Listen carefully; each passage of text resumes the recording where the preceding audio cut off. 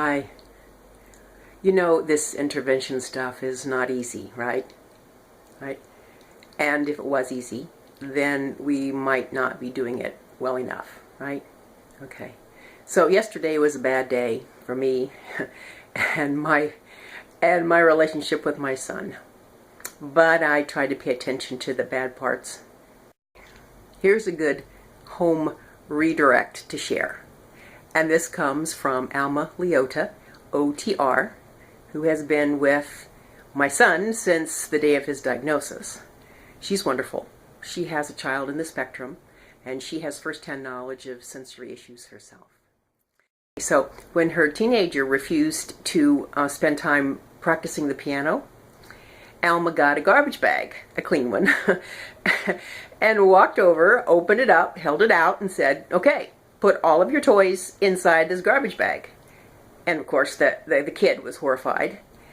And Alma said, "Great, every time you practice the piano, you can have one of your toys back." So you see, that's just to show that I'm not going to take no for an answer. What? We're not negotiating this. And I know personally, if and when I find myself negotiating anything with my son, you know who's going to lose, right? I'm going to lose that negotiation. So I've learned that I just stop talking. And I might take him by the hand and we walk into the bathroom. Once he knows that he has earned himself a timeout, I put him inside the room. I close the door and I loop around the doorknobs this long piece of cord that I've got. It leaves just enough of the door open so he can stick his little nose out and he can see what's going on in the rest of the house. And it's proved to be an excellent timeout room. Okay, and to give you an example of how I use it, 2 different times when I would not want to, I use the same intervention 2 different ways. Not to paint myself into a corner, right? Okay, so situation 1, he has a preferred activity.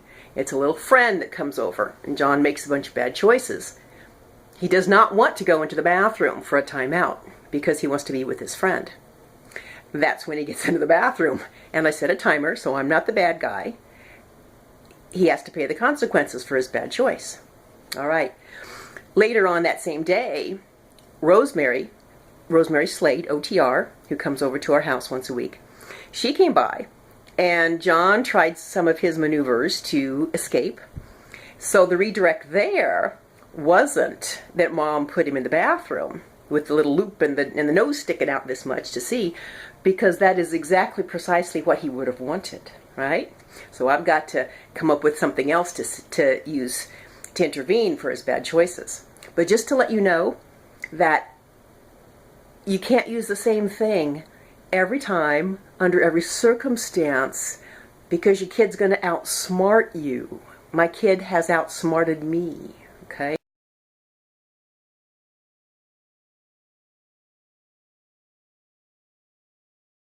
Another project that we're working on right now is touch math. My son seems to hate everything about math. Wants nothing to do with any kind of progression from understanding concrete math into symbolic math and all the pieces in between. So we are trying touch math. And of course, he is going to throw a hissy fit at every step along the way. So yesterday was, again, not a good day. And he was doing every possible thing to avoid. And I realized that the more I talked, the more it just aggravated, and he thought that he was winning because I was talking with him. So I just laid down next to the iPad that was laying on the floor, and I eventually just fell asleep. And eventually he decided that he'd come over and, "Okay, Mom means it." So he would sit down next to me, woke me up from my nap, and started working on what he needed to do. So maybe you just have activities that you don't mind just sitting and waiting, okay? But I find that if my eyes go somewhere else and I'm looking, like I bring something to read, he's going to think that I'm not paying attention. So I have to watch where my eyes go. Just wanted to share that. That might work in your world.